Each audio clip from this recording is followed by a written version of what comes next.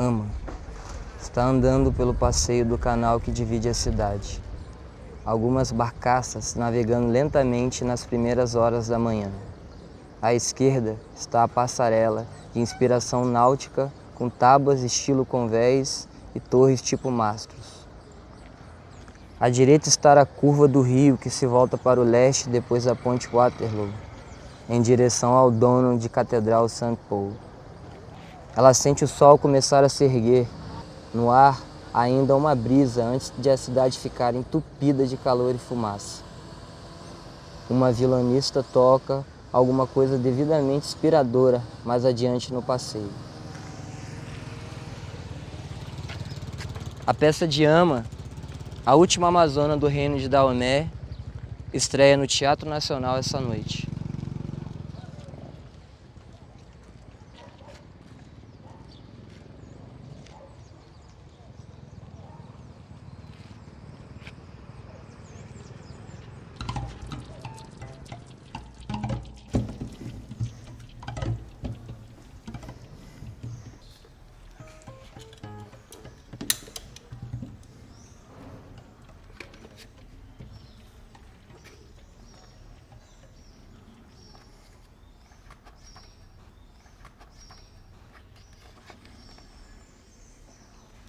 Chegou um ponto em que os habitantes de Marte não podiam mais negar o aquecimento do seu planeta ou a escala da destruição que estava por vir. Em uma última tentativa desesperada de preservar sua civilização, eles construíram vastos canais conectando os polos do planeta à grande extensão de terra arrasada que cobriu o resto da superfície. O degelo anual das camadas de gelo polares produziria a água necessária para o cultivo de alimentos suficiente para a sobrevivência de pelo menos mais uma geração.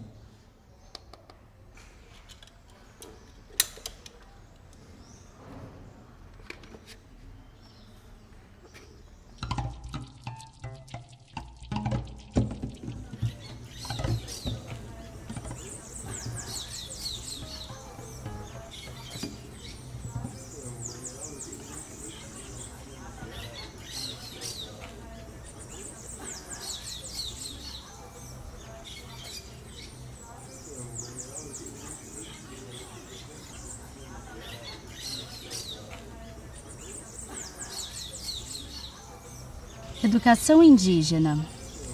A educação na aldeia indígena começa desde a primeira idade. Não segue os padrões de sala de aula. É um aprender sem pressa na solidariedade. Aprende que a agitação da formiga e o canto do sapo indicam que a chuva vem aí. Aprende a apreciar desde pequeno um bom peixe assado com vinho de açaí. Aprende que na arte de pescar só se pesca o que vai precisar. E a calma é importante para a flecha no peixe acertar.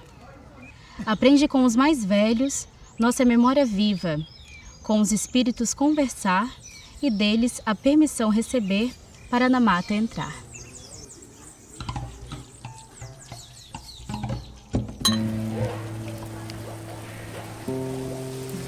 Eu não tinha porra nenhuma pra fazer lá. Quer dizer, por que será que moro com a minha ex-namorada, sua nova namorada e a ex-namorada dela? Como é que alguém pode se sentir bem assim? Eu poderia estar escrevendo essa história de uma cela de cadeia. Engraçado, né? Ted e Alice, antes da minha partida, disseram: nada é tão ruim que não possa piorar ele. Eu não sabia mais o que fazer. Peguei um voo sim, eu fiz isso. Pra Portland. E a Julie e a Chris me buscaram no aeroporto. Eu estava muito doidona no avião.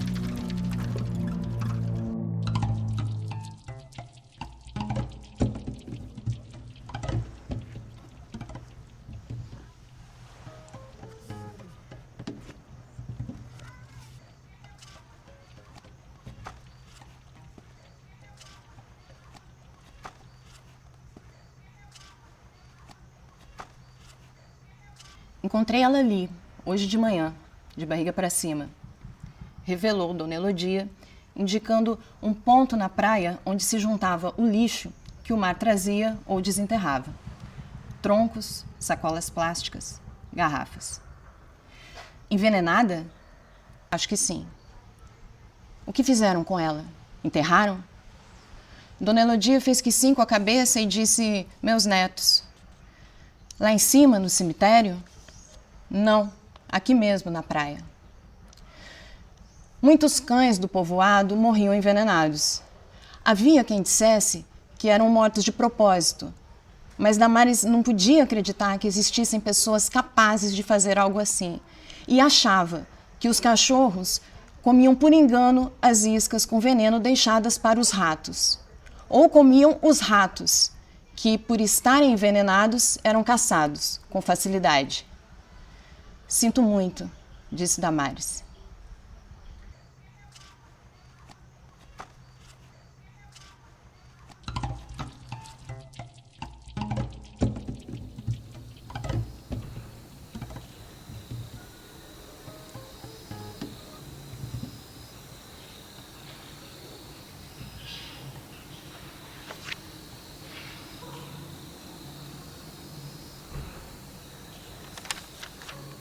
O imenso moedor está triturando animais mortos recolhidos nas estradas. Tanto o barulho do motor quanto dos ossos sendo esmagados ricocheteiam nas paredes altas do galpão. A mistura de som e fedor enfurece os sentidos. Edgar Wilson deixa o carrinho no lugar delimitado por um retângulo pintado no chão e sobe os degraus de uma escadinha de alumínio que dá acesso à caçamba do moedor, de onde é possível ver o lado de dentro. Consegue ver o que é? Grita um funcionário afastando o protetor auditivo. Não estou vendo nada, grita de volta Edgar Wilson.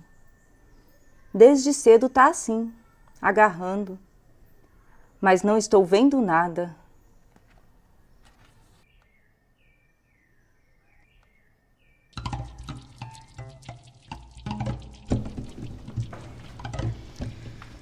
Sobre o autoritarismo brasileiro. Lilia Moritz Schwartz. Demorei aqui, Escravidão e racismo. No Brasil, o sistema escravocrata transformou-se num modelo tão enraizado que acabou se convertendo numa linguagem com graves consequências. Graçou por aqui, do século XVI ao XIX, uma escandalosa injustiça amparada pela artimanha da legalidade. Como não havia nada em nossa legislação que vetasse ou regulasse tal sistema, ele se espraiou por todo o país, entrando firme nos costumes da terra. Imperou no nosso território uma grande bastardia jurídica, a total falta de direitos de alguns ante a imensa concentração de poderes nas mãos de outros. Fim.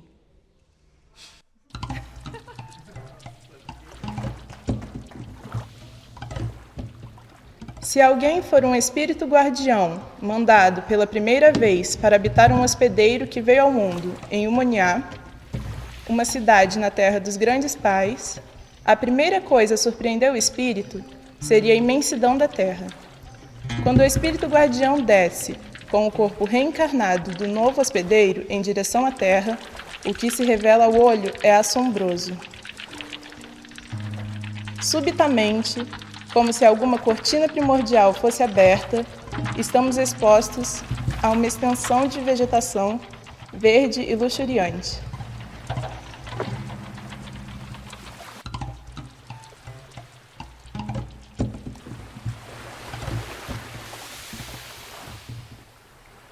Quando retirei a faca da mala de roupas, embrulhada em um pedaço de tecido antigo e encardido, com nódoas escuras e um nó no meio, tinha pouco mais de 7 anos. Minha irmã, Belonísia, que estava comigo, era mais nova há 1 ano. Pouco antes daquele evento, estávamos no terreiro da casa antiga brincando com bonecas feitas de espiga de milho colhidas na semana anterior. Aproveitávamos as palhas que já amarelavam para vestir feito roupas nos sabugos. Falávamos que as bonecas eram as nossas filhas, filhas de Bibiana e Belonísia.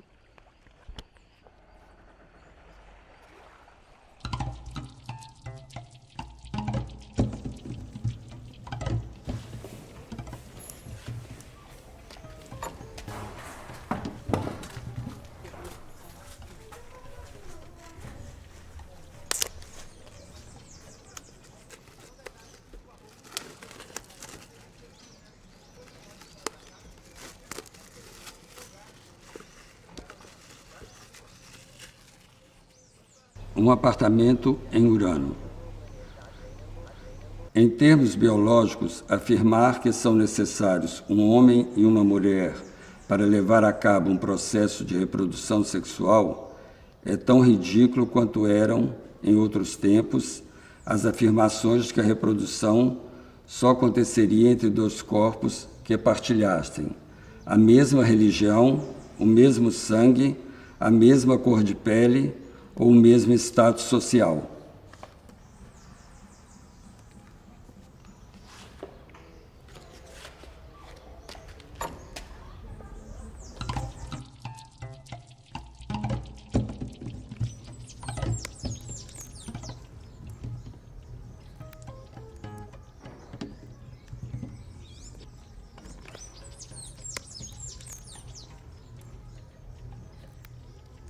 Da mesma maneira que, enquanto estamos presos, não cremos na vida livre, que não podemos esquecer. Uma vez soltos, esquecemos a coerência interna da vida na prisão, de cuja realidade, no entanto, não duvidamos. Hoje sei que saí, venho saindo da prisão como quem sai de um sonho. Ao passo que, enquanto preso, eu julgava que Santo Amaro, o solar da fossa e a TV Record é que tinham sido um sonho do qual não era possível sair.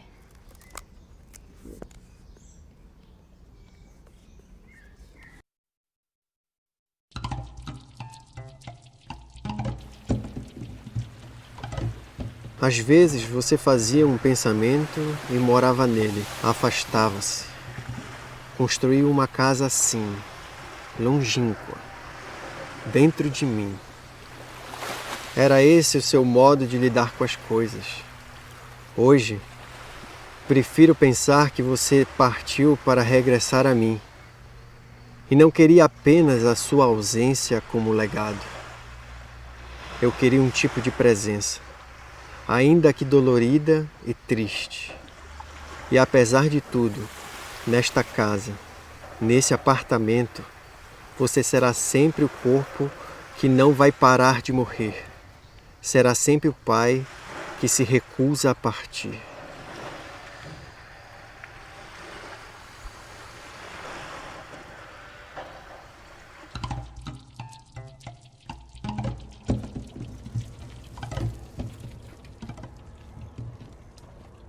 Quando o menino tinha 4 anos, ele perguntou ao pai por que as pessoas precisavam dormir. O pai respondeu: para que Deus conseguisse desfuder tudo que eles fuderam. Quando o menino tinha 12, ele perguntou à mãe por que o pai tinha ido embora de casa. A mãe disse: para poder fuder com tudo que passar pela frente. Quando o menino tinha 13, ele quis saber por que o pai tinha voltado para casa. A mãe respondeu: eu tenho 41, eu não estou afim de ficar procurando alguém para fuder. Aos 14, quando os palavrões pareciam jorrar da boca dos amigos feito água num cano furado, a palavra foda não exercia nenhum fascínio sobre o garoto. Nenhum pingo.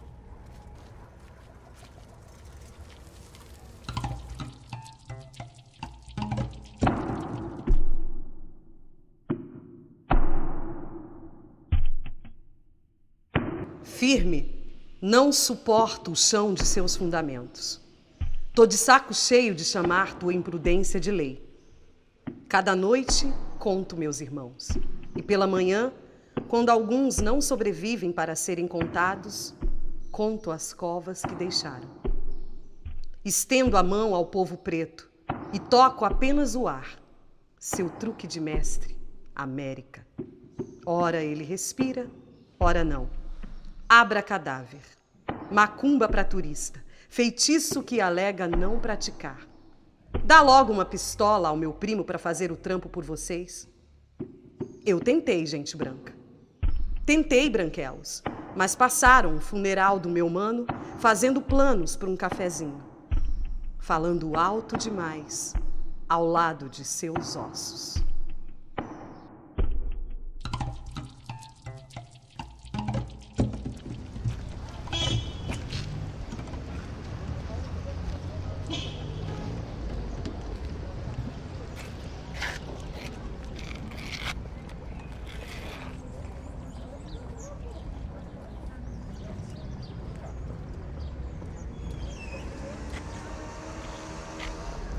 Ama.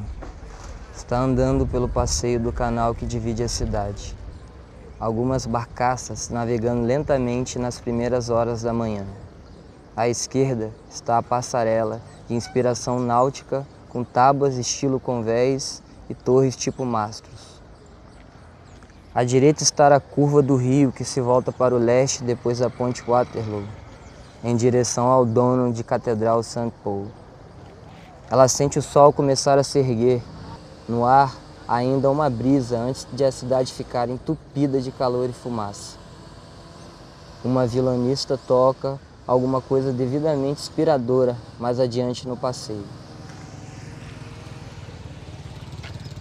A peça de Ama, a última amazona do reino de Daomé, estreia no Teatro Nacional essa noite.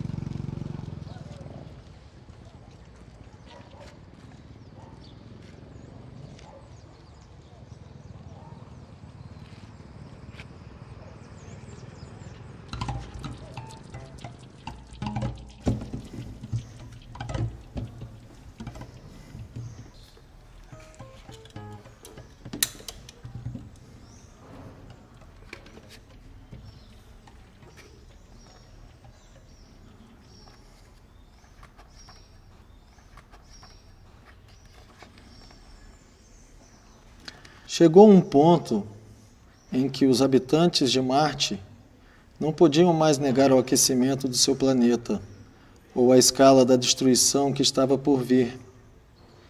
Em uma última tentativa desesperada de preservar sua civilização, eles construíram vastos canais conectando os polos do planeta à grande extensão de terra arrasada que cobriu o resto da superfície.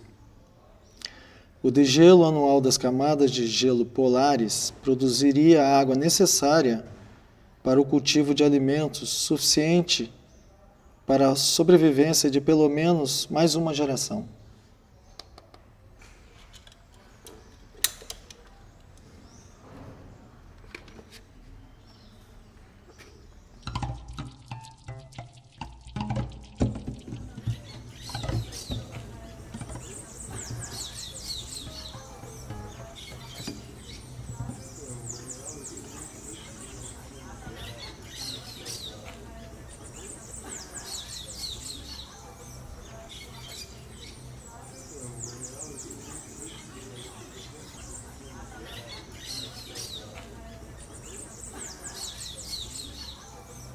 Educação indígena.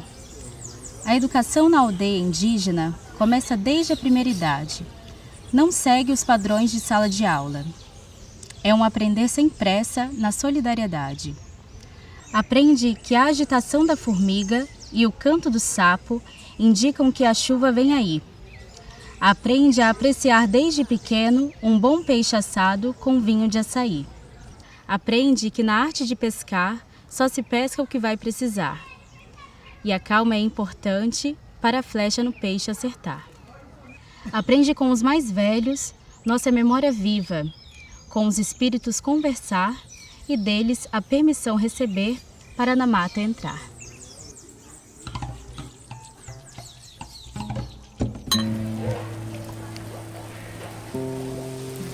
Eu não tinha porra nenhuma pra fazer lá. Quer dizer, por que será que moro com a minha ex-namorada, sua nova namorada e a ex-namorada dela? Como é que alguém pode se sentir bem assim? Eu poderia estar escrevendo essa história de uma cela de cadeia. Engraçado, né? Ted e Alice, antes da minha partida, disseram: nada é tão ruim que não possa piorar ele. Eu não sabia mais o que fazer. Peguei um voo sim, eu fiz isso. Pra Portland. E a Julie e a Cris me buscaram no aeroporto. Eu estava muito doidona no avião.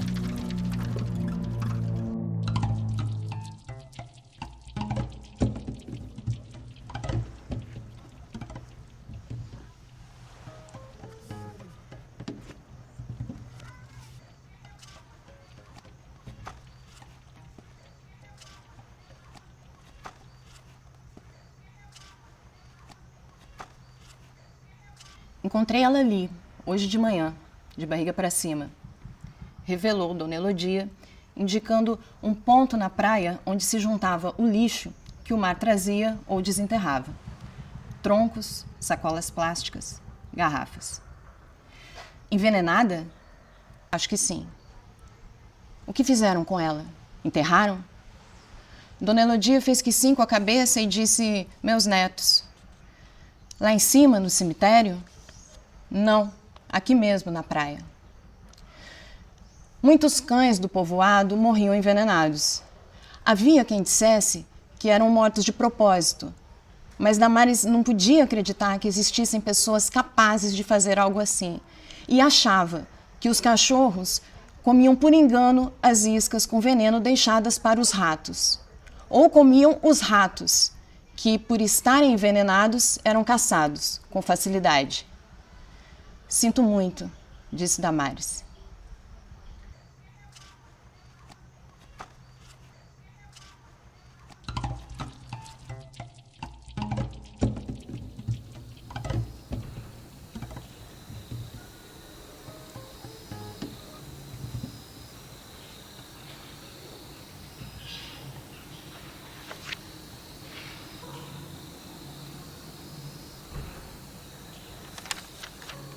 O imenso moedor está triturando animais mortos recolhidos nas estradas. Tanto o barulho do motor quanto dos ossos sendo esmagados ricocheteiam nas paredes altas do galpão. A mistura de som e fedor enfurece os sentidos. Edgar Wilson deixa o carrinho no lugar delimitado por um retângulo pintado no chão e sobe os degraus de uma escadinha de alumínio que dá acesso à caçamba do moedor, de onde é possível ver o lado de dentro. Consegue ver o que é? Grita um funcionário afastando o protetor auditivo. Não estou vendo nada, grita de volta Edgar Wilson. Desde cedo tá assim, agarrando. Mas não estou vendo nada.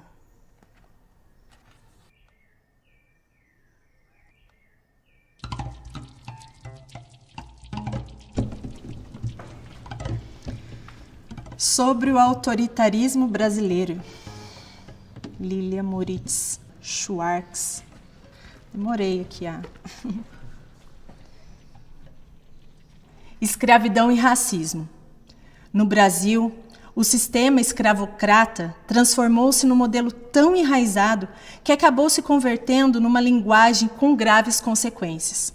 Graçou por aqui, do século XVI ao XIX, uma escandalosa injustiça amparada pela artimanha da legalidade. Como não havia nada em nossa legislação que vetasse ou regulasse tal sistema, ele se espraiou por todo o país, entrando firme nos costumes da terra. Imperou no nosso território uma grande bastardia jurídica, a total falta de direitos de alguns ante a imensa concentração de poderes nas mãos de outros. Fim.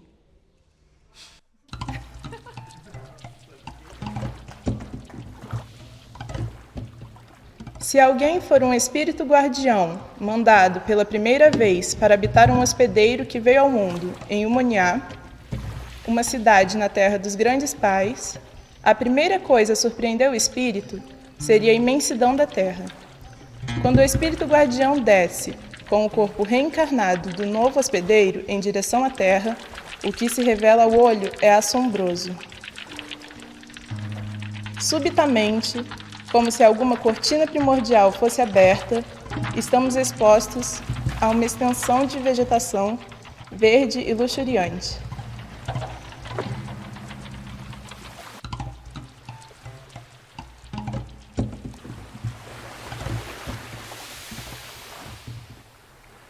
Quando retirei a faca da mala de roupas, embrulhada em um pedaço de tecido antigo e encardido, com nódoas escuras e um nó no meio, tinha pouco mais de 7 anos. Minha irmã, Belonísia, que estava comigo, era mais nova há 1 ano. Pouco antes daquele evento, estávamos no terreiro da casa antiga, brincando com bonecas feitas de espiga de milho, colhidas na semana anterior. Aproveitávamos as palhas que já amarelavam para vestir feito roupas nos sabugos. Falávamos que as bonecas eram as nossas filhas, filhas de Bibiana e Belonísia.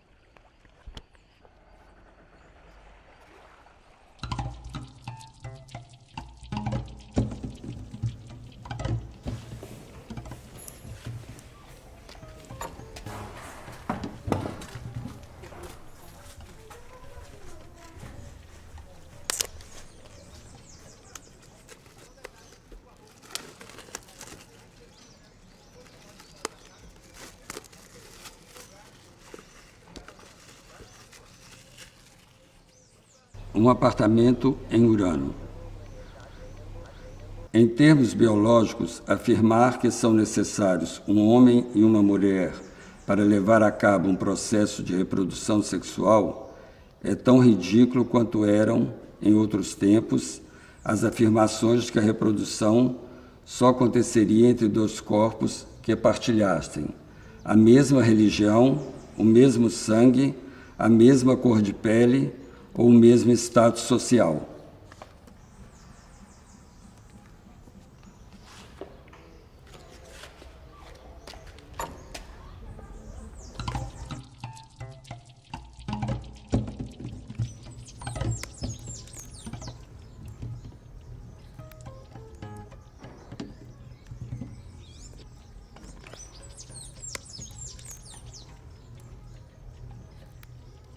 Da mesma maneira que, enquanto estamos presos, não cremos na vida livre, que não podemos esquecer.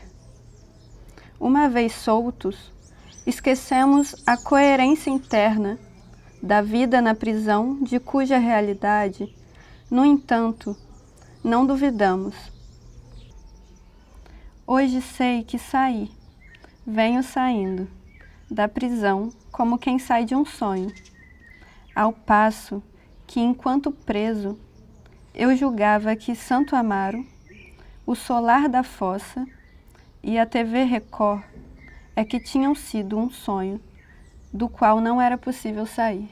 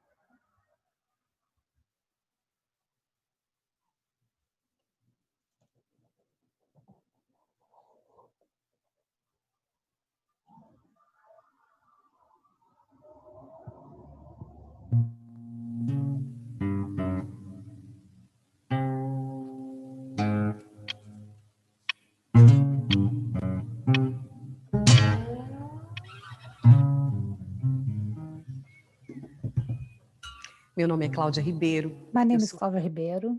I am the daughter of Olivia and Hernandes, a farmer and a seamstress. We came from inland, the backlands of Bahia, Itanhaçu. There, I used to play. I would climb trees. I would play.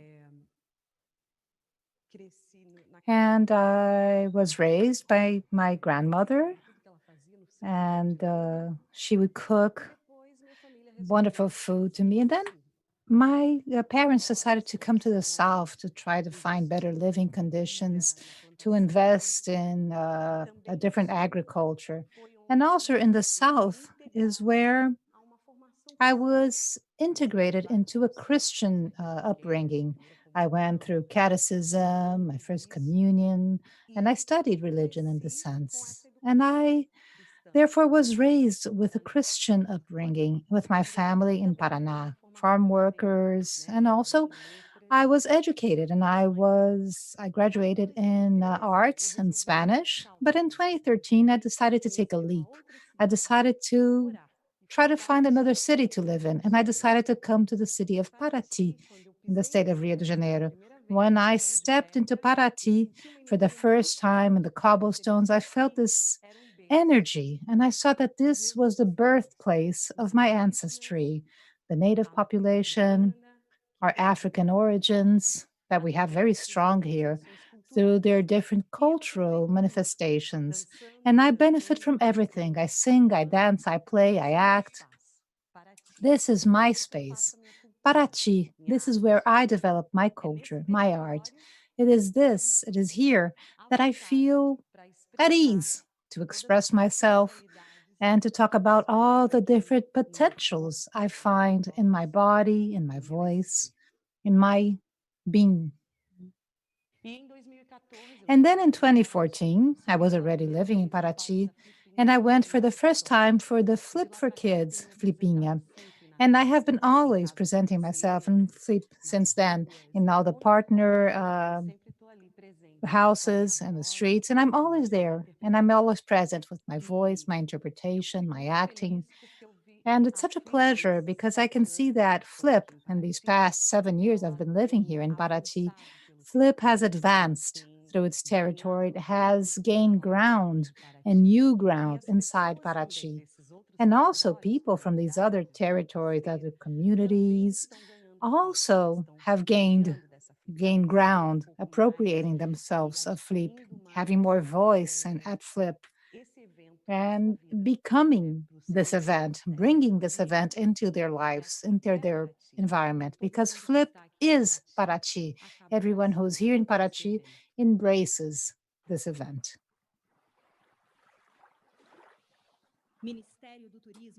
The Ministry of Tourism and Casa Azul present the 18th Flip, the International Literary Festival of Paraty.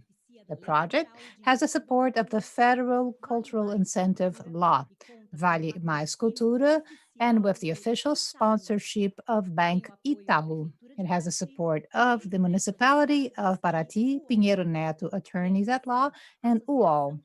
It is prepared and directed by Casa Azul, Special Secretariat of Culture, Tourism Ministry, and the Federal Government of Brazil.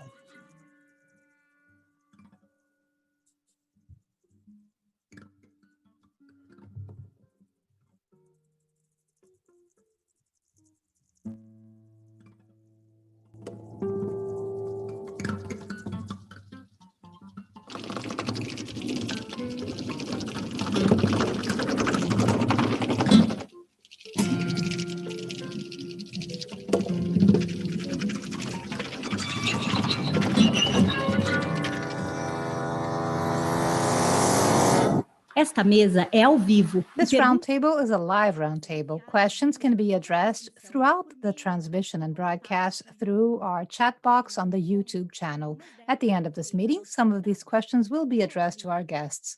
A good flip for all.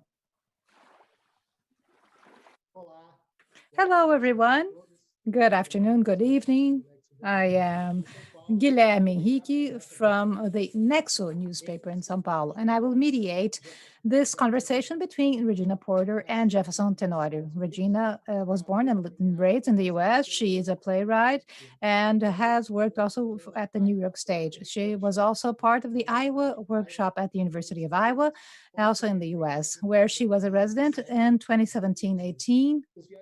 And The Travelers was her first novel was published in Brazil by Companhia das Letras Publishing House. Thank you, Regina, for your presence. Thank you. It's a pleasure to be here. Bom, também na nossa mesa, Jeferson. Also in this roundtable, we have Jeferson Tenório, born in Rio de Janeiro. He lives in Porto Alegre for more than a decade. He's a writer. He's studying for his PhD. He's a literature professor in a private school. And his book, O Avesso da Pele, he published also O Beijo na Parede, his first novel in 2013, and Estela Sem Deus, launched in 2018. Jeferson, thank you so much. Hello, Guilherme. Hello, Regina. It's a pleasure to be here.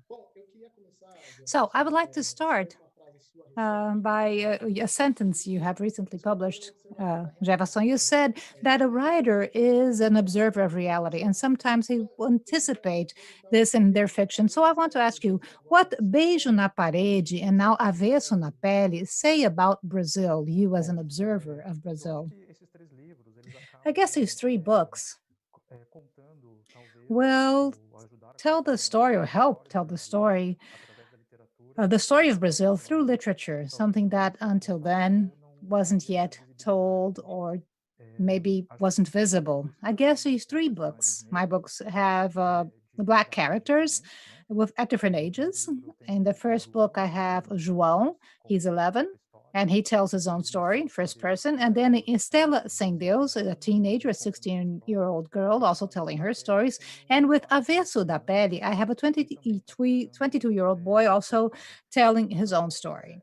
So this way of looking into reality, of observing reality, is something, a detachment actually from reality. Literature will detach yourself from reality so that you can become true and also tell a story about reality.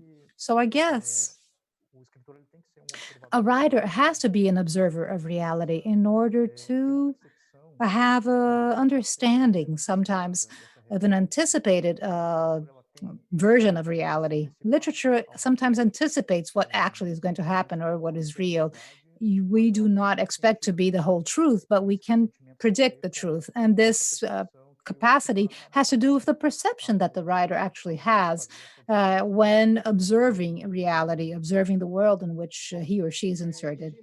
So, Regina, in your book that was just launched here, The Travelers, also has this, also looks to reality, but 50 years back, and it starts in the 40s, and it will go until 2020, 2008, 2009. So I'd like to know why this 50-year story in your work.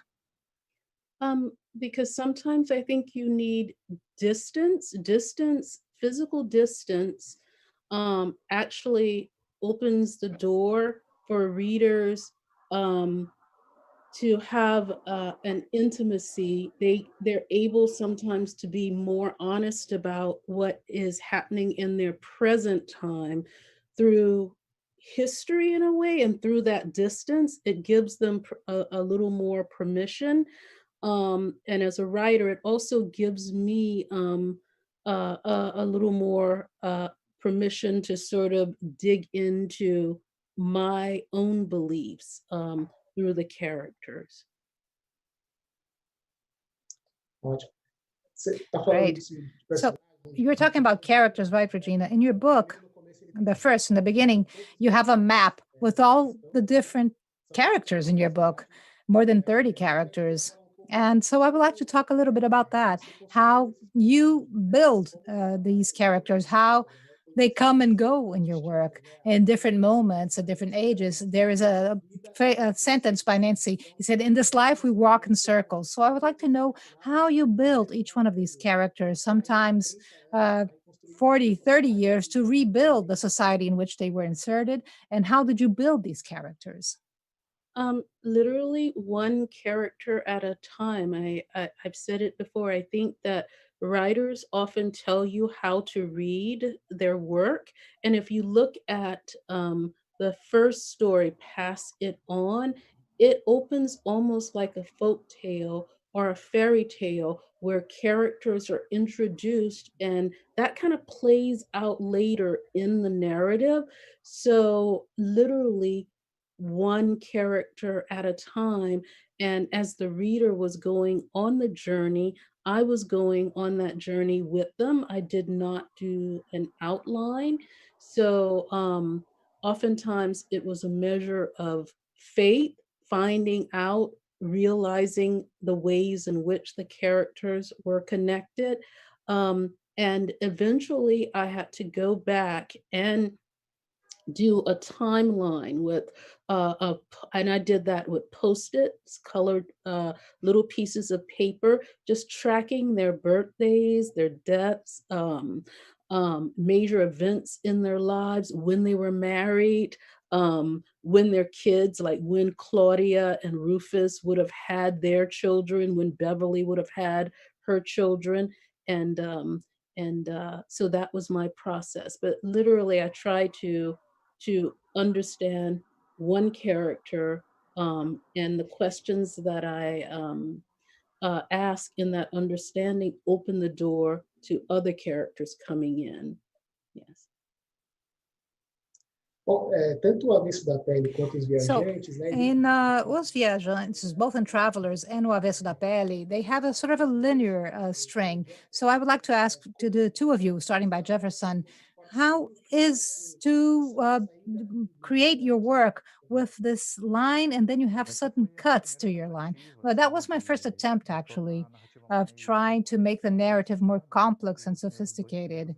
My two first books have a more linear narrative. They start at a point and then they end at another different point. But with the Avesso da Pele, or Inside Out, or Reverse of the Skin, I decided to have a more sophisticated narrative presenting these breaks. I wanted to allow this to tell the story as I wanted to tell it. So then, since I wanted to have this dialogue between a son and a father to establish this relationship between both, I needed to have this narrative, coming and going with different narrative voices also, so that this character could also show his own complexities and all the contradictions that this character has. So it was necessary for me to actually develop a more complex structure. But of course, it's a lot of work.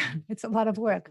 After the book is ready, you have to assemble all the different chapters. And then I don't know how many times I had to review and come and go and cut and add stuff. So it's really like, a jigsaw puzzle. And not only is a jigsaw puzzle, structurally speaking, it's also a jigsaw puzzle in terms of the narrative itself. Any change you make in a chapter will interfere in the previous chapters. So it is a process of, it's a tiny little, work. You have to go line by line to reach this complexity in my narrative. So also, Jefferson, let me add to my question too. Just if you the actual characters, did you develop them since the very beginning, or did you develop them later? You're talking about speaking as a narrator and second as a second person. Well, to narrate it like this, it's not used in literature. There are narratives that are done like that, but this is how I established a dialogue between this son and this father who's already absent. But I didn't want it to be a letter, explicit letter. I didn't want it to be also by chance, something that would be just thrown there, talking to the reader directly. So I tried to bring in the reader using você, you, in second person, and to establish the dialogue with the father at the same time. So every time he addresses his father saying you, he will bring the father into the book and bring the reader also into the book. And when you go through this narratives, you will establish a new relationship with this father. And this relation is something that he will develop through this memory. The character has the understanding that we can get to know a person many times in life. And what he's doing is trying to get to know his father again, or re-know his father, but now in his absence. And this is the journey, his journey, the character's journey, to get to know his father again, to meet his father again through his absence. And then when he talks about himself, then he uses it as a first person. And then when he talks about his mother, Martha, once again, he goes to the third person, sort of a hidden, he is narrating, but he puts a distance between them to which extent that it seems like a third person. So this is how I found to bring this narrative together, and also to make a difference between these different characters and narratives, and to focus better on my characters. So, Jefferson, you talked a little bit about the absence of the father, and the way that Pedro the character will discover his father, the trauma And this whole issue of trauma seems to be also present in Regina's work. And would be my question to her. In the beginning of her book, Agnes, one of the main characters, will have a police force approaching her in a very violent way. And so I'd like to know from Regina, how did she create the story, imagining that a police approach like that in the beginning of the book would be a place not only for Agnes and her family, but also for the whole story, also the white family involved. And Agnes, of course, is a Black character. Well, I'm interested as a writer in how trauma moves from one generation to the next, and I think we all have secrets in our families and stories that the elder generation do not want to talk about sometimes to protect us, especially people of color, people of um, and um, uh, and so, in order to live, they hold those stories, but I'm convinced that they become a kind of DNA that just passes down from family to family, and even in our most intimate relationships. So, with Agnes and her encounter, along with her boyfriend coming back from a jazz concert in Atlanta, Georgia. That encounter was important to me to write because it showed the random sort of violence that African Americans often faced in the South, and in other parts of the country, but particularly in the South, which was why there was the Great Migration, leaving and hoping to build a better life, but also how she rebounded from that. The things that uh, they Agnes would not want to talk about because she would not want to burden her children with it. She would not want to be perceived as a victim. I think there's a wonderful book of a wonderful book of essays, in interviews. I don't have it on this shelf with Ralph Ellison, where he talks about the challenge of not writing stereotypes. Just because I'm African American, it doesn't mean that I'm immune to writing stereotypes. So when I sit down and I tackle a story like Agnes's, it's very important to decide how much do I show. If I remember having a classmate who was white say, well, why don't we see the rape? You do something by not, you're cheating us by not showing us the rape. And I said, the moment I actually show you all the details of the rape, that's the moment she becomes a victim, and you can distance yourself from what happened to her. She becomes someone that this happened to rather than Agnes. And so it was important for Agnes to be Agnes and have this event happen, if that answers your question. Yeah. Respondeu sim. Yes, you did. I would like to build on what you said. Toni Morrison, on her writings, talks about and a questão de raça. She says, as a writer, that she saw herself locked in the house without doors and windows because she would suffer exactly what you were saying, because presenting her characters and you have to always talk about racism. And she said that she was able to open the windows of this house and she was able to advance a little bit more in these topics and tackle other aspects. So if you could too talk a little bit about this relation between racism and being in that space, but at the same time not reducing the complexity of your characters in that. Well, first of all, we owe a huge debt to Toni Morrison. I sort of feel like since she's left, it's like as a writer, uh, it's walking around a little nude in the world because she um,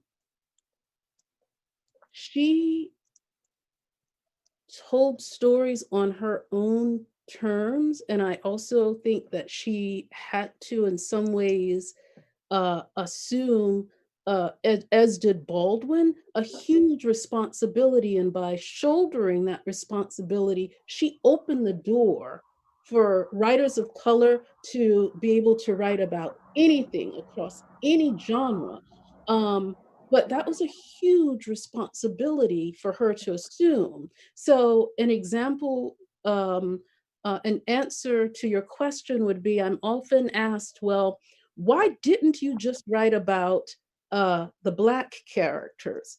And I have to laugh at that because we don't just live in a Black world, and most Black characters' lives are influenced in ways good and bad by interactions with the white world. And oftentimes, as a society, indeed globally, we live right next to one another, sometimes literally as neighbors, and we don't know one another. And it's usually some kind of tragedy, as with Mr. Floyd, work, sometimes love that brings us together. Um, and so, yes, writers like Toni Morrison, James Baldwin, James Allen McPherson, who influenced one of my favorite writers, Edward P. Jones. Do you know? They sort of opened the door for writers of color to uh, pursue their work universally. Like, I feel if someone wants to, if there's something in my writing and I feel very strongly about it, and I'm asked to make an edit, I would say, well, what would Tony say? Do you know, or what would James Baldwin think here? So I feel like I have those writers looking over. I can look over my shoulders, and they're there as a kind of beacon, um, uh, to open the door for others, beyond me, because of their sacrifice. Jefferson, por favor. Jefferson, could you respond to that? It's always a struggle, Guilherme. A black writer working on some issues and being demanded, and people demanding that they have only black characters, like James Baldwin was one, and Giovanni here in Brazil, people had white characters in his novel, and it's a struggle and it's a demand that people place on them. But I believe that it's necessary to always investigate into oneself first of all. I believe that writers, they carry foreigners inside themselves. I think that we need to do a process of migration to meet and reveal and unveil these foreigners, but not to solve them. We don't want to solve them but we need to introduce them with their complexities for further on these political and social passages, including sexuality and race. They end up appearing and emerging, but not as the basis for the narrative. My book, The Inside of the Skin, is not a book about racism. It's not a book about police brutality. It's not a book about violence. It's a book about affect, and it's a homage to teachers, declaration of love to books. Enrique, my character, that's what he believes, and he believes that the books and literature, they can do something important for people, despite all the violence that exists around. He still believes in that. So I believe that writers, Black writers, they need to be alert always, because it's another facet of structural racism, because white writers don't have to be worried whether they're writing about white characters or not. Perhaps today, they may worry about that today. There's a certain concern in some white writers now when they build their characters, but this is not a major, this has always been a concern for Black writers. So we have to always be alert to this kind of narrative, to not fall into stereotypes as well. As Regina said, we run the risk of using stereotypes when we build Black characters in that sense. Jeferson, talking a little bit about affect. There are two quotes which I think are beautiful. The first one is David speaking, where he says, talking about Enrique and his mother Marta, he says that you were just two people who were broken. And he says, you were not balanced. You were doing a balancing act. So what is the weight of maintaining affect for the Black population based on these two characters? So the book, it presents this duality between the skin and the inside of the skin, inside out. That's why I began the book with a chapter called The Skin, where we have some situations which are openly racist situations, where Enrique, for example, gets involved with a white woman. And based on this relationship, he realized how racism affects love and affects, and how, since they're very young, they aren't able to deal well with that.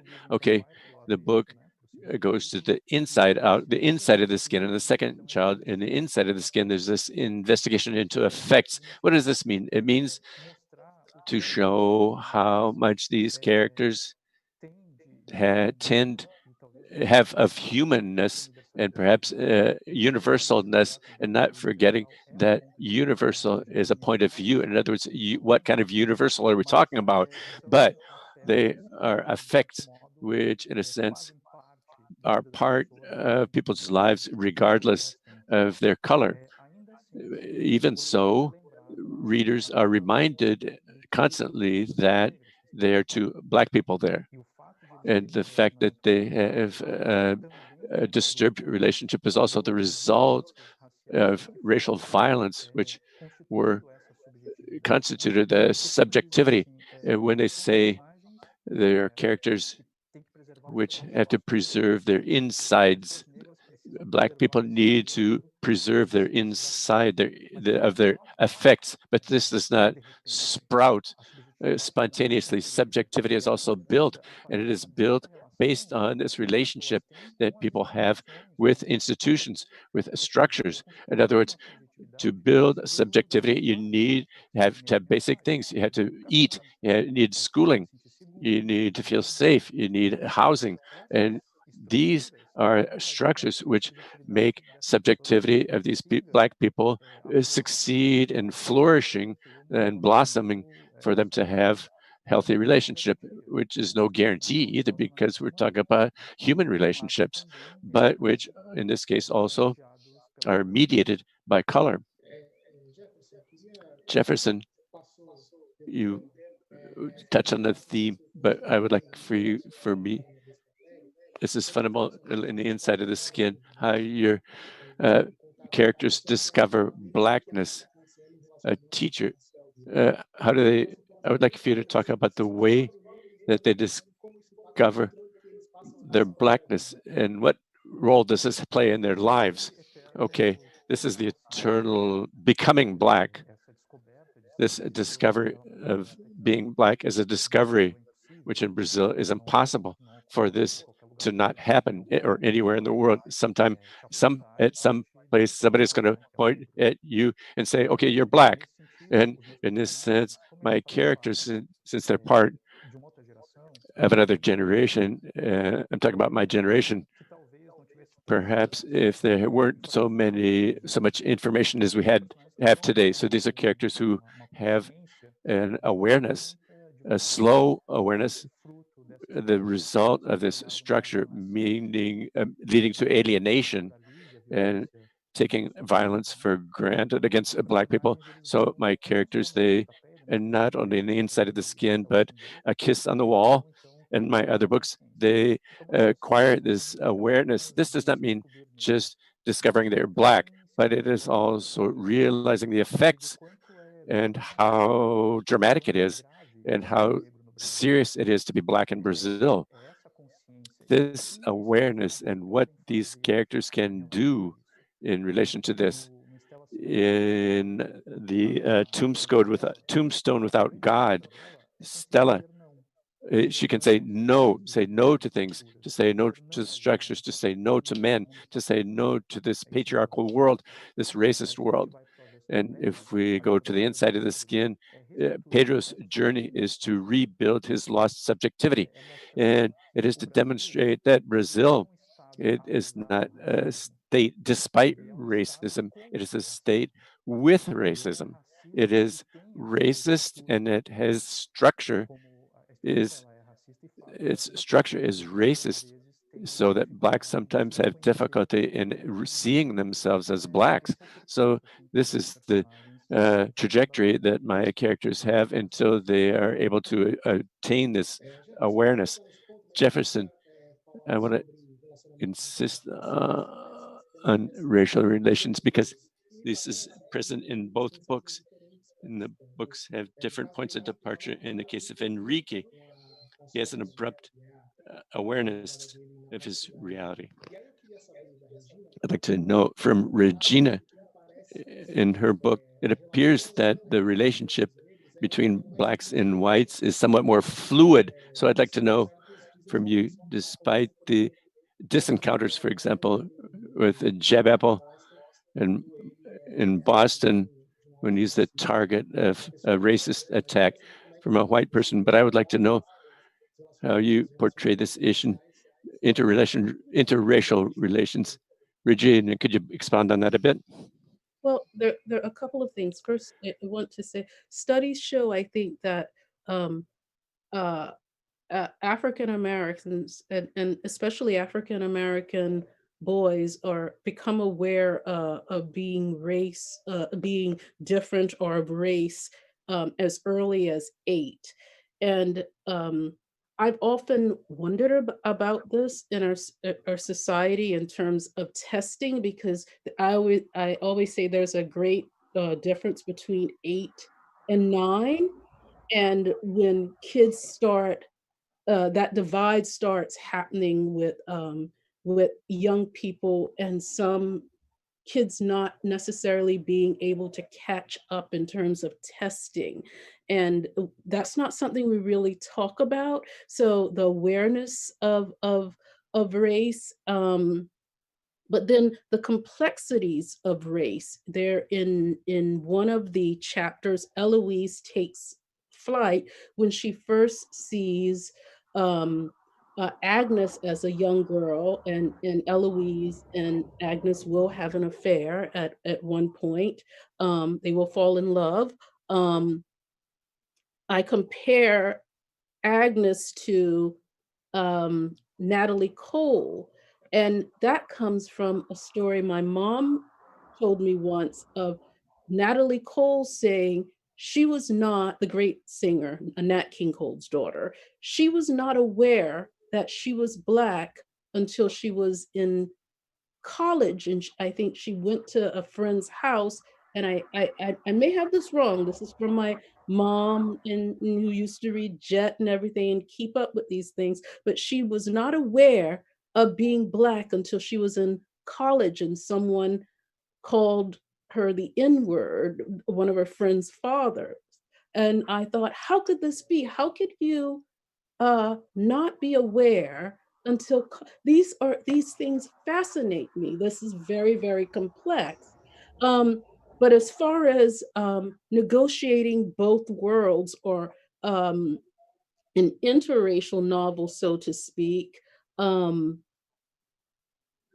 it's part of the world that I know, and it's part of the world of worlds that bump up against one another, where people I'm fascinated by the ways in which the moments when people really do just see one another as people, but they're obviously only moments. We see that uh, um, I don't think for whatever reason it's the rare person who really is able to be beyond race. That's why it can be so infuriating to a person of color to hear someone say that, because there is institutionalized racism.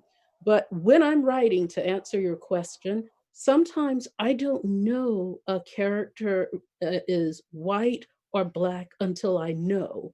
And race relations are very complicated and complex. They differ in the South and in the North. In the North, for example, you feel that kind of racism more around issues like real estate and housing, and it can be more subtle, but it exists, and that's why it was important to show the story of Jebediah going into that cafe and having that experience, which happened to my uncle. I remember talking to him once. He passed away. And again, when you write, sometimes there are moments you take snapshots. You're never, once something you put it on paper, it's fiction, even if it has aspects of reality. It's like you take a picture to hold on to that memory, and then you write.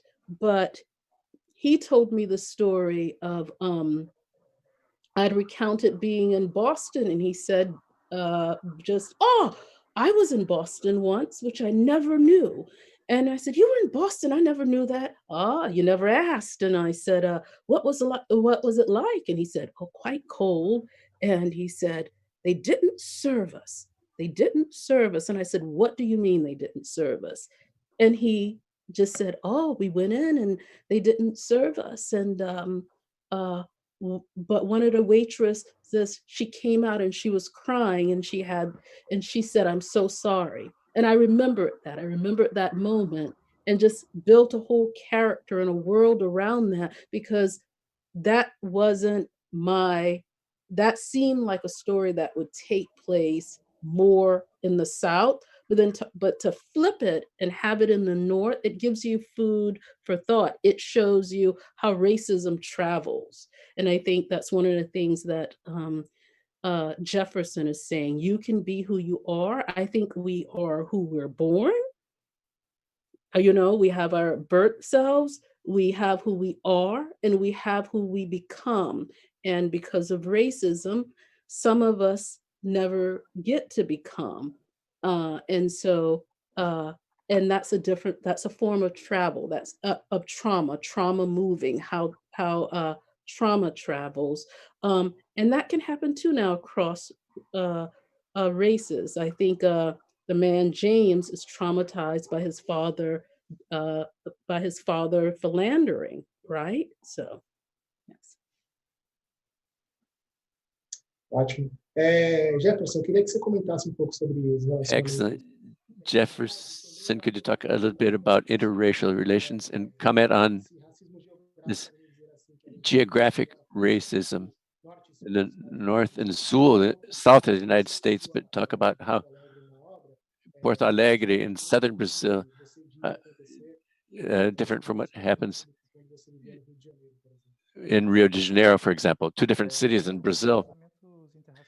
Interracial relations appear in the discussion there. It's beyond the skin. When Henrique can't have a relationship with Juliana, who is the white character that he relates to, and with his 20-some years later on, he marries Martha, a black woman, and they have a very tumultuous relationship. And this rocky relationship shows basically that there is an Afro-centered relationship. It doesn't mean that there won't be problems. In other words, that these people aren't going to experience conflicts. This is part of being human. It's part of human relations. So the issue of interracial relations that involves how much this racial discourse, it can undermine the relations to the extent that there aren't, the relationship doesn't stand anymore. And the fact that two Black people relate doesn't mean that they're not going to have racial problems either. This also happens in some dialogues with Enrique and Martha, where Martha has a certain understanding concerning the anti-racist struggle, and Enrique has a different understanding of the anti-racist struggle, showing that there's a need to individualize Black people and not think that all of them think identically, which is also a form of racism.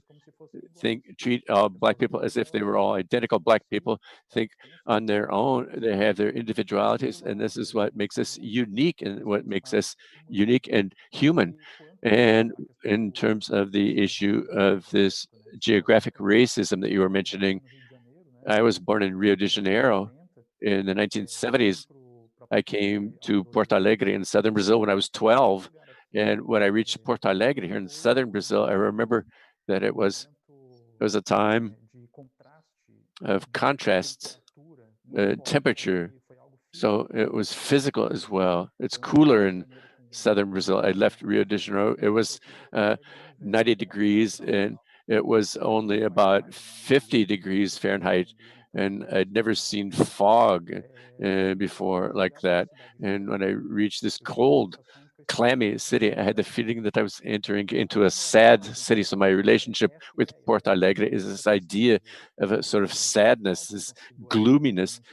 I still haven't measured exactly what it means here in Porto Alegre, but perhaps already as an adult and reflecting more on it as an adult, the journey of Black people in the city of Porto Alegre is not an easy journey. They're startled and frightened at every turn.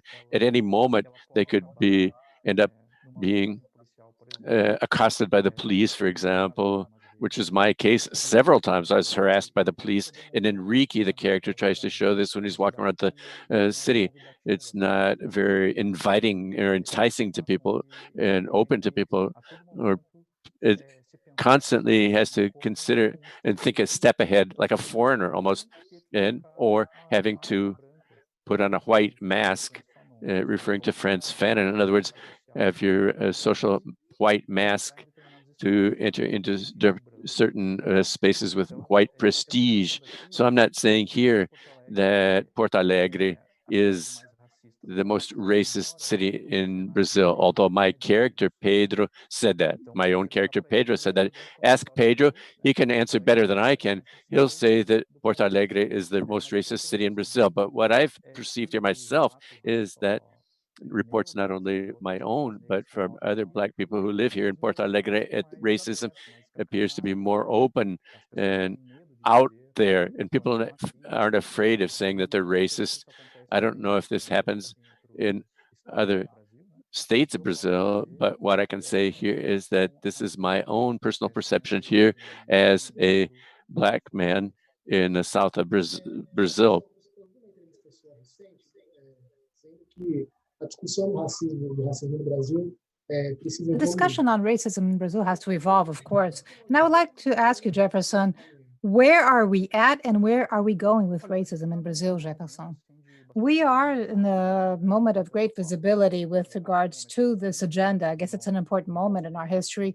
I cannot deny that there isn't a discussion. I guess the anti-racist way of thinking and talking is in the mouth of everyone. We're talking about institutional racism, structural racism. They have been talking about, your voice and the prestige of having, and also the privileges of white people. So people are talking about that.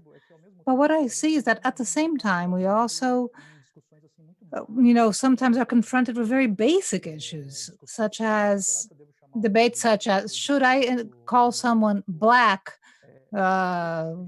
light or dark skin? How should I refer to a Black person? I guess we haven't yet reached a point where we go beyond that. We have to leave behind, grammatics and rhetoric and go into practice. We have to truly allow things to happen. make things happen. And we are still a bit distant from that, I guess. But what is positive on all this is that there is already a greater awareness. This is for sure. But on the other hand, I still see that in order to change something, we have to have, I don't know, more practice, more action in order to advance. Regina, so regarding Black Lives Matter, in your book, of course, we do not see this moment, it's a little bit before, it ends before Black Lives Matter, but in a certain way, it seems to indicate, the changes, especially of the younger characters, of how they relate with racism. You see Beverly, for instance, with a different attitude, a different attitude than her mother. And so how do you see this new generation, this younger generation, dealing with racism in the US based on the way you will present this in your book? Well, for example, I feel you're right in recognizing Beverly, but there's also a big leap from Beverly to Minerva, who I feel, would have been out there right now on the front lines of the Black Lives Matter movement, her daughter. So I believe there's more awareness. I think with COVID, it has highlighted the discrepancies in the country, and so there's nothing like a pandemic to make one more aware of time or the lack thereof, or who gets the privilege of more time.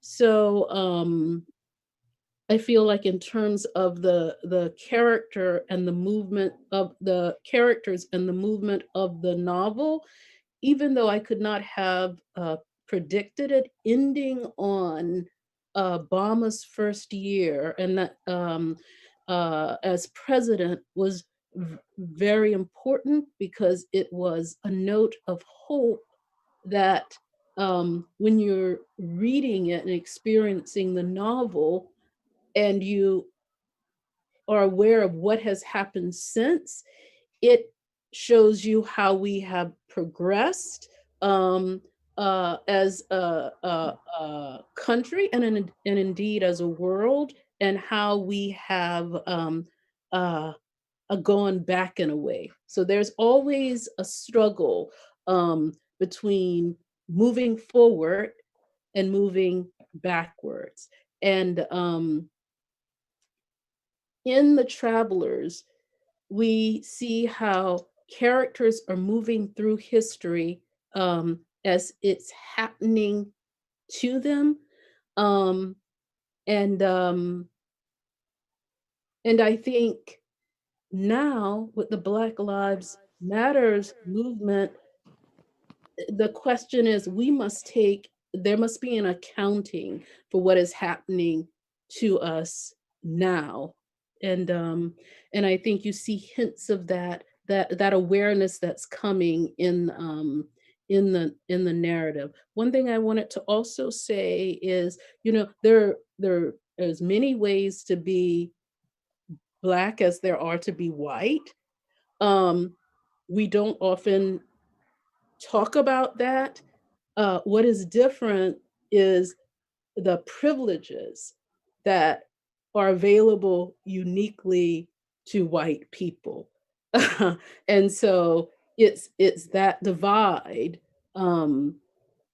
uh, that's challenging, and a struggle, and issues that the characters struggle with in the novel. Do you know? So, yes. Ótimo. Eu queria falar um pouco sobre essa coisa de Talk a little bit about awareness, since you touch on this. I know that you like rap and hip hop, and you had a hip hop group before literature. And at the same time, could you talk a little bit about this in your literary work? Is something said actually at the end of your books. You say we dream. And at the time, I remembered Enrique. He is hit. He was assaulted. He wasn't able to dream his life as he was dreaming, as he had planned, as he wanted. I'd like for you to talk, Jefferson, about this passage from hip hop to literature. That was part of the Rationals. It was the name of my group in aesthetic lyrics and understanding what poetry is. Of course, at the time, I didn't really understand that the Rationals, the name of my group, was poetry, and there was a narrative structure and everything. When I was finishing, when I was in the middle of inside of the skin, I began to hear the Rationals, and Jesus Wept was the song that I heard. There's a narrative structure at the end where the Mano Brown, his voice, he receives a telephone call at the other end of the line. The person who's talking to him is the grandmother of Mano Brown, which makes a difference there in the sound of the voice. When they're talking, they begin to talk about a third person, and Mano Brown does the voice of the third person as well. In other words, he, in different voices and pitches, he narrates that story with various different characters. I thought it's almost like Pedro, what he's doing in this narrative here in the novel, because he's incorporating the voice of these people. So in a sense, I'm reclaiming hip hop and rap and the Rationals. That was the name of a rap group in Brazil. And I believe that he made a big difference in my life, and not only the literary issue and writing, but the way of behaving in society. This political awareness of the Rationals, the rap group, the Rationals, when they made a hit in Brazil, people didn't really know how to differentiate what was fiction in their work and what was reality. So they treated them like if they were criminals, or they treated rap singers like criminals. There was no differentiation between what was fiction and reality in their lyrics and their work, but it was a very important moment for me. Enrique, my character, he is this character who is a teacher, 52 years old. He's already tired because of the decadent educational structure in the school system, but he reaches a point where he is able to keep his students' attention, and he shares literature and he discusses it with his students. But there's a moment when he makes his students pay attention to Dostoevsky, Crime and Punishment, this time of enlightenment that he has. And it's precisely when he is able to do this that he ends up losing his life at that exact moment. What this leads me to think and makes me think that no matter how much a Black person has titles, degrees, and studies, graduate degrees and everything, masters and PhD and everything, it doesn't matter if they have Dostoevsky under their arm. When they face a police officer, they're always just a Black body. For police officers, a Black body in a public space is always at risk, at jeopardy. It becomes a target, an imminent target. In a few days, there will be 1,000 days that Marielle Franco was assassinated here in Brazil, and nobody knows who gave the orders to kill Marielle Franco, the city councilwoman. This tells so much about how our society, Brazilian society, and how racist it is and how it treats Black bodies. So in a sense, Enrique is a little bit this trajectory of Black people who are disposable. That's what happened here in Porto Alegre with João Alberto, and it happened as well yesterday or day before yesterday. 2 young girls were killed, 2 young Black sisters were killed by stray bullets. So the inside of the skin, it ends up addressing this reality And this also leaves me quite anxious and sad. I wouldn't have wanted to write a book that was so close to reality, although I'm happy because that people are reading the inside of the skin. But meanwhile, I'm sad to know that it is a book which ends up portraying such harsh realities. Okay, I'll stop here. Otherwise, I'm be moved to tears. I'm sorry. As we've seen in the US, there are also cases like this. So I would like to ask Regina, music is important in your book too. You refer to Rolling Stones, and so, and also from a research standpoint, how did you map and identify what these characters would like to listen to and what they like to hear? When writing the novel, I was very careful not to do too much historical research in advance of understanding the characters, because then I felt like, again, trying to avoid stereotypes, they might end up becoming types rather than human beings. And once I had a grasp of the characters, or as part of understanding the characters, then I would listen to music. For example, in Eloise Takes Flight, I listened to The Supremes and Love Child, and just the rhythm of that started my life in a warm, cold, it just the rhythm of that, the voice, that music, that rhythm helped me to understand Eloise as a character, her defiance. And oftentimes, music will tell you, because with music, you can be as subversive as you want to in a way. Music can oftentimes tell you more about an era than a history book can, especially about what people are feeling and thinking. Marvin Gaye, what's going on? What's going on? So I would listen to Marvin Gaye, David Bowie, the Rolling Stones, Miles Davis, just a wide range of musicians. Frank Sinatra for the man James. When I was 17, it was a very good year.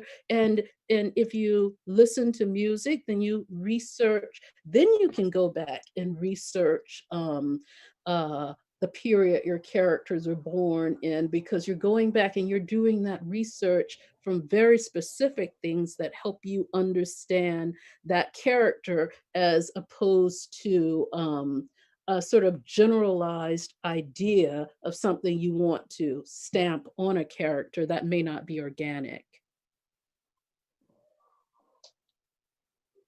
A gente está com o tempo. We are almost running out of time, but I want to leave room for you to make your final remarks, or if you would like to ask questions of each other. Jefferson, go ahead. I want to thank you for the space, for the exchange. I want to thank Regina. It was spectacular. It was fabulous to hear you. Thank you so much, Regina. I have a question for Regina. Your book, it does this panorama until you reach the beginning of the Obama administration.